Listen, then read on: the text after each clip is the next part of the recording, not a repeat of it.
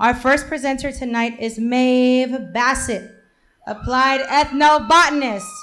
Woo! Give it up for Maeve, everybody! All right. Maeve Bassett grew up moving around the world with her anthropologist parents, an upbringing that fueled her interest in plants, the environment, and cross-cultural foodways. She has worked in the New York Botanical Garden for the Tea Company, an African-American art museum, and in a refugee settlement. As an applied ethnobotanist at the San Antonio Botanical Garden, Maeve explores and facilitates the relationship between plants and people through education, interpretation, and program development. Give it up for Maeve Bassett, everybody! Let's go, girl.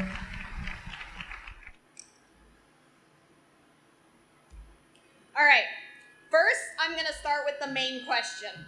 What the hell is ethnobotany?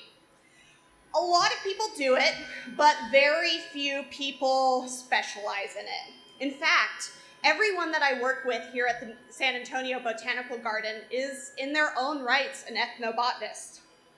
Ethno means culture, and botany is the study of plants.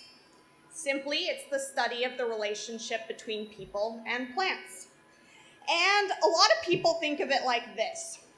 Long dead people and how they use plants for religion or medicine, maybe.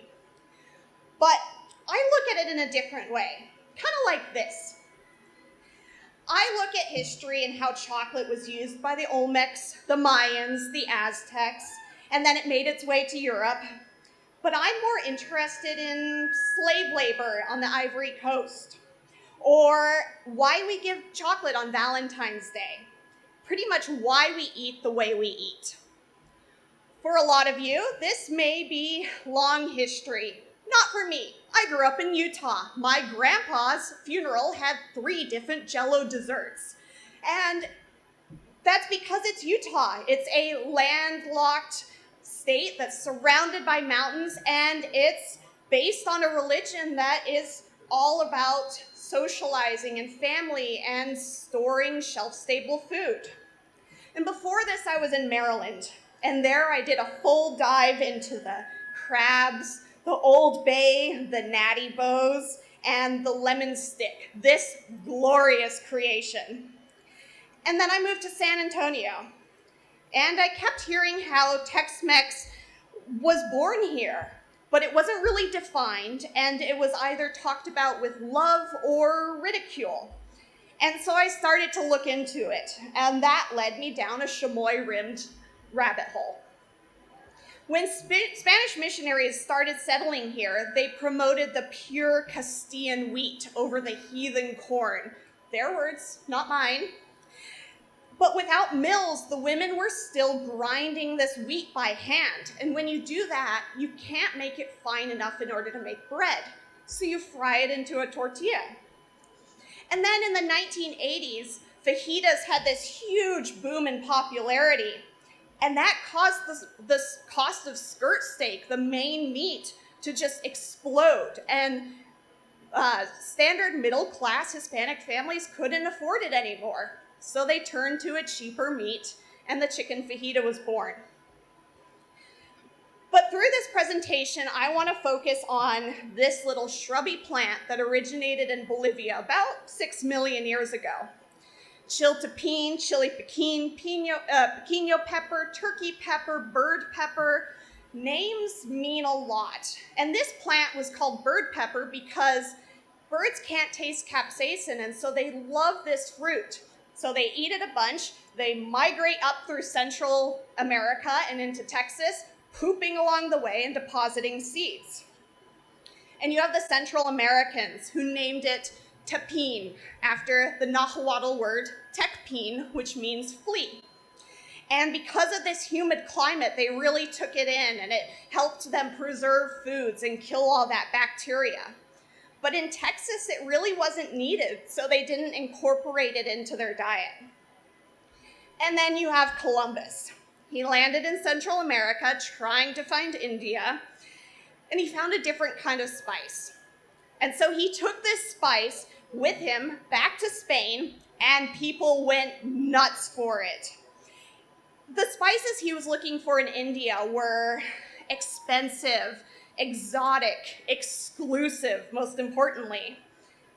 But now everyone could grow a chili pepper, and it became known as the peasant spice and started spreading all throughout Europe and beyond. 200 years after Columbus arrived in Central America, the Spanish missionaries then come up through Central America into Texas, bringing with them the taste of chili. And that's when it really got established. So this chili pepper is spreading throughout Europe, Asia, and Africa, and where it's really incorporated into the diet of indigenous Africans. And they were enslaved, brought to the United States, and they were chefs and they were cooks for their enslavers. And that's when they really incorporated it into their diet as well. So this plant had to leave and come back twice in order to be incorporated. But let's go back to San Antonio. You have Military Plaza, named because that's where the military would camp out when they passed through, attracting lots of vendors. The most important of which were the chili queens, industrious women and considered the mothers of Tex-Mex. They would make chili con carne at home and bring it to the plaza, reheating it over a mesquite wood fire. And as Anglo settlers increased and started moving into this area, we're not so good with spice, so they took that bean that was a side dish, added it into the chili, and made it a little bit more appetizing for them. Eventually, they were pushed out because they attracted unsavory, diverse crowds, and they also opposed traditional gender roles. And that's when you really start seeing Anglo populations adopting and benefiting from this Mexican food. No more so than William Gebhardt, a German man who loved Mexican food. He started producing and distributing chili powder across the US, along with other canned products like chili and canned tamales, and his own Mexican cookbook. You even have Elmer Doolin, who started selling this fried masa meal chip, the recipe for which he bought from a Mexican cafe owner in San Antonio. And in 1991, the year before I was born, salsa bypassed ketchup as the dominant condiment sold in the United States. All right, 6 minutes and 40 seconds. There were so many stories, exchanges, and tragedies that I missed. But I hope this introduction inspired you to explore the plants and the food in your lives.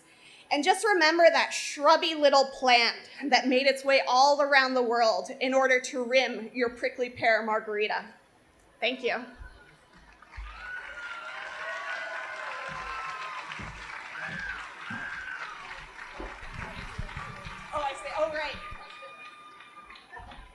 All right, give it up for Maeve, everybody. Thank you, Maeve. I'm gonna hit you. Let's get you close to the microphone.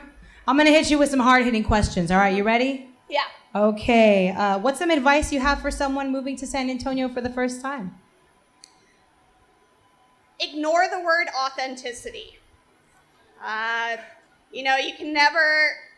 Everything is authentic at different times of life. Something from 1915 is going to be different, authentic from 1916. And so just eat what you love and what people are making. Awesome. Thank you so much. When did you move to San Antonio? I kind of permanently moved here when my grad school went into virtual because of COVID. But my husband was already living here, and so it was nice and convenient. I just moved in with him. Nice. Awesome. All right, I'm hitting you with the lightning round. You ready? Yeah. I gave you some warning, so okay. I hope you have emotionally braced yourself for the lightning round. All right, let's see. Refried or borracho beans? Refried. Oh, okay, good answer. Beef or chicken fajitas? Beef. Corn or flour tortillas? Corn. Menudo or pozole? Pozole. All right, green or red salsa? Christmas. Okay. All right. Thank you, Maeve.